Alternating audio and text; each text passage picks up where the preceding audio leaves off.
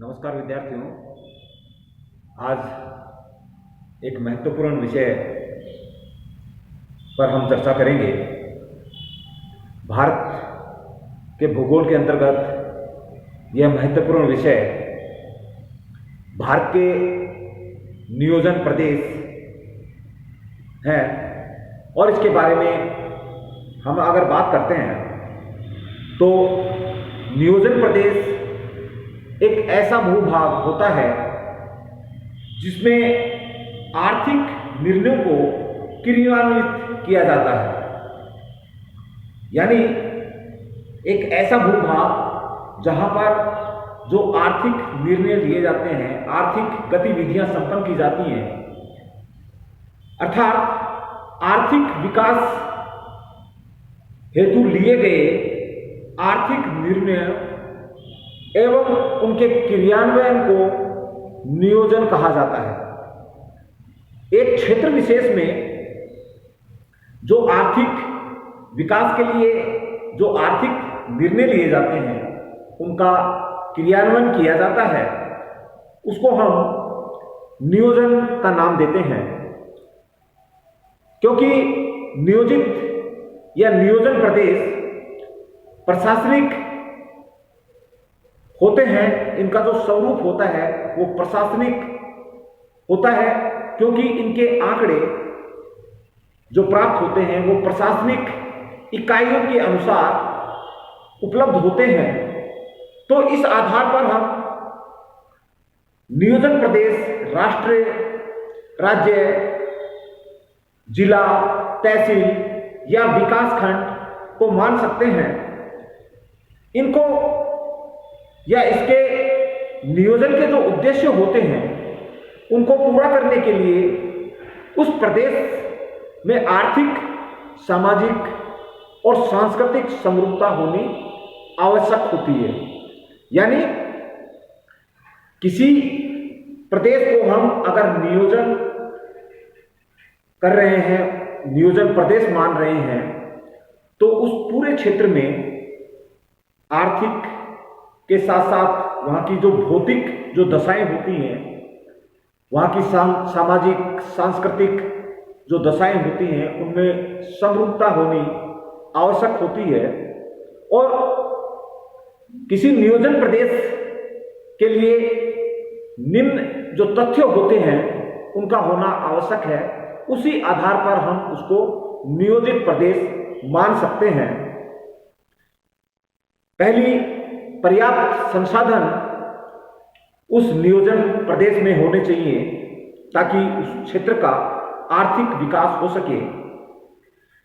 उस प्रदेश में संसाधन भंडार ऐसे होने चाहिए कि उपभोग तथा विनिमय के लिए उत्पादन का एक संतोषजनक स्तर वहां प्राप्त किया जा सके, ताकि वहां का आर्थिक विकास हो सके। वहां उस प्रदेश में भौगोलिक समरूपता होनी आवश्यक होती है। यानी आंतरिक भौगोलिक दृष्टि से वहां समरूपता होनी आवश्यक है। साथ ही नियोजन प्रदेश के कुछ क्षेत्र ऐसे होने चाहिए जो आर्थिक विकास के केंद्र होते हैं, यानी सकेंद्रीय बिंदु होना उस क्षेत्र में आवश्यक है। साथ ही आर्थिक नियोजन के लिए उस प्रदेश में विद्यमान जो संसाधन हैं उनकी जानकारी होना आवश्यक है। और उसी के आधार पर, क्योंकि हम संसाधनों की अगर बात करते हैं तो सर्वप्रथम हमें प्राकृतिक प्रदेशों में उनको विभाजित या विभक्त करना पड़ता है, और उसके बाद में उनको उप प्रदेशों में हम विभाजित करेंगे या उनको उप प्रदेशों में हम बांट सकते हैं। वृहद नियोजन प्रदेश में जो संसाधन संबंधी समस्याएं होती हैं वो समान होनी चाहिए। तो ये जो तथ्य हैं, इनके आधार पर हम भारत को 13 वृहद और 35 मध्य स्तरीय नियोजन प्रदेश में विभाजित कर सकते हैं। यहाँ हम भारत के जो 13 वृहद नियोजन प्रदेश हैं उनकी अगर बात करते हैं तो उनमें सबसे पहले दक्षिण प्रायद्वीपीय प्रदेश की अगर बात करते हैं, मध्यवर्ती प्रायद्वीपीय प्रदेश की बात करते हैं, पश्चिमी प्रायद्वीपीय प्रदेश, मध्य दक्कन प्रदेश, पूर्वी प्रायद्वीपीय प्रदेश, गुजरात, पश्चिमी राजस्थान, अरावली, जम्मू व लद्दाख क्षेत्र, गंगा यमुना मैदानी क्षेत्र, ट्रांस सिंधु क्षेत्र, गंगा का निचला प्रदेश और उत्तरी पूर्व प्रदेश, ये सभी नियोजन प्रदेश इस मानचित्र में इनके क्रम के अनुसार प्रदर्शित कर रखे हैं। हम शुरुआत दक्षिणी प्रायद्वीपीय प्रदेश की करते हैं। इसके अंतर्गत हम केरल और तमिलनाडु राज्य को शामिल करते हैं, जिनके मुख्य जो बड़े नगर हैं या हम उनको आर्थिक क्षेत्र भी कह सकते हैं, चेन्नई, कोयम्बटूर और कोचीन मुख्य औद्योगिक नगर हैं। यहाँ पर मत्स्य पालन, खनिज, वन संपदा, सिंचाई, ऊर्जा के लिए जल संसाधन, तापीय व अणु शक्ति संसाधन इस प्रदेश में उपलब्ध हैं और यहाँ पर प्राकृतिक, आर्थिक और सांस्कृतिक कारणों के कारण यहाँ एक रूपता दिखाई देती है। दूसरे प्रदेश की बात करते हैं, मध्यवर्ती प्रायद्वीपीय प्रदेश। ये जो क्षेत्र है इसके अंतर्गत हम गोवा, कर्नाटक और आंध्र प्रदेश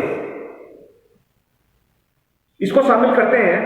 इसके जो मुख्य औद्योगिक नगर हैं हैदराबाद, बेंगलोर और पणजी, जहां पर मत्स्य पालन, कृषि, लोहा, मैग्नीज, बॉक्साइट, कोयला आदि संसाधन यहाँ पर्याप्त मात्रा में मिलते हैं, जिसके कारण से कर्नाटक का जो निचला हिस्सा है वहां पर लोहा इस्पात से संबंधित जो उद्योग हैं वो यहाँ स्थापित हुए हैं, क्योंकि लोहा यहाँ पाया जाता है, कोयला यहाँ पाया जाता है, जल विद्युत की सुविधा यहाँ उपलब्ध है और बड़े बाजार इसके आसपास उपलब्ध है, जिसके कारण से यहाँ लोहा इस्पात उद्योग की प्रधानता इस क्षेत्र में देखने को मिलती है। साथ ही तुंगभद्रा जो बहुउद्देशीय परियोजना है, यहाँ औद्योगिक विकास और सांस्कृतिक एकता का प्रमुख कारक इस क्षेत्र के लिए इस योजना को माना गया है। तीसरे अगर प्रदेश की हम बात करते हैं तो पश्चिमी प्रायद्वीपीय प्रदेश, जिसके अंतर्गत हम महाराष्ट्र का तटीय और आंतरिक भाग को शामिल करते हैं। यह भारत का महत्वपूर्ण औद्योगिक प्रदेश के अंतर्गत भी इसको शामिल करते हैं, क्योंकि इस क्षेत्र में कपास का उत्पादन किया जाता है, जिसके कारण से सूती वस्त्र उद्योग की यहाँ प्रधानता देखने को मिलती है। इसके साथ ही मुंबई, पुणे, नासिक, सोलापुर, कोल्हापुर ये यहाँ के बड़े औद्योगिक क्षेत्र में शामिल करते हैं हम। यहाँ पर कपास कृषि, खनिज के साथ साथ मत्स्य पालन, जल और अणु शक्ति के साधन यहाँ देखे जा सकते हैं और मुख्य रूप से मुंबई पोताश्रय का पृष्ठ प्रदेश यहाँ स्थित है, जिसके कारण से यह आर्थिक और सामाजिक एकता का कारक इस प्रदेश में हम देख सकते हैं। चौथे हम दक्कन मध्य प्रदेश की अगर बात करते हैं, मध्य दक्कन प्रदेश भी इसको हम नाम दे सकते हैं, जिसके अंतर्गत हम पूर्वी महाराष्ट्र, मध्य दक्षिण मध्य प्रदेश, पश्चिमी छत्तीसगढ़ को शामिल करते हैं और यहाँ का जो मुख्य जो नगर है उसमें हम नागपुर को शामिल करते हैं। कपास और लोहा आधारित यहाँ उद्योग की प्रधानता देखने को मिलती है। नर्मदा नदी से जल संसाधन की प्राप्ति होती है। यहाँ तापीय शक्ति भी ऊर्जा का संसाधन यहाँ मिलता है और इस क्षेत्र में प्राकृतिक और मृदा संगठन में एक रूपता पाई जाती है। इसके बाद हम पूर्वी प्रायद्वीपीय प्रदेश जिसमें उड़ीसा, छत्तीसगढ़ को शामिल करते हैं, झारखंड का हिस्सा भी इसमें आता है। पूर्वी मध्य प्रदेश के साथ साथ इसमें पूर्वी आंध्र प्रदेश, पश्चिमी बंगाल और उत्तर प्रदेश का हिस्सा भी इस नियोजन प्रदेश में आता है। क्योंकि यह नियोजन प्रदेश भारत का एक महत्वपूर्ण नियोजन प्रदेश है और इस प्रदेश में खनिज संसाधन प्रचुर मात्रा में पाए जाते हैं, जिसके कारण से भारत का यह औद्योगिक प्रदेश लोहा इस्पात उद्योग के लिए जाना जाता है। लोहा इस्पात उद्योग इस क्षेत्र में बहुत ज़्यादा संख्या में यहाँ उद्योग देखने को मिलते हैं। यहाँ पर मत्स्य, कोयला, मैग्नीज, बॉक्साइट और वन्य संसाधन की प्रधानता देखने को मिलती है। साथ ही राउरकेला, जमशेदपुर, भिलाई, कटक, दुर्गापुर, विशाखापट्टनम मुख्य औद्योगिक क्षेत्र में इनको शामिल करते हैं और लोहा इस्पात उद्योग यहाँ का एक रूपता का मुख्य कारक माना गया है। गुजरात प्रदेश की अगर हम बात करते हैं तो गुजरात प्रदेश एक ऐसा क्षेत्र है जहाँ पर सूती वस्त्र उद्योग, जो कपास आधारित उद्योग है, यहाँ पर इसकी प्रधानता देखी जा सकती है। यहाँ अहमदाबाद, बड़ोदरा, सूरत, पोरबंदर यहाँ के प्रमुख औद्योगिक क्षेत्र हैं। यहाँ पेट्रो रसायन, नमक, चूना पत्थर, पशुपालन, सूती वस्त्र उद्योग की यहाँ प्रमुखता देखी जाती है और यहाँ आवागमन के साधन और सांस्कृतिक तत्वों में यहाँ एक रूपता पाई जाती है। सातवें हम पश्चिमी राजस्थान की बात करते हैं, पश्चिमी राजस्थान नियोजन प्रदेश की बात करते हैं, तो अरावली के पश्चिम भाग में स्थित यह क्षेत्र, क्योंकि यहाँ मरुस्थलीय क्षेत्र का विस्तार है, संसाधन बहुत कम पाए जाते हैं, लेकिन फिर भी यहाँ पशुपालन मुख्य रूप से किया जाता है।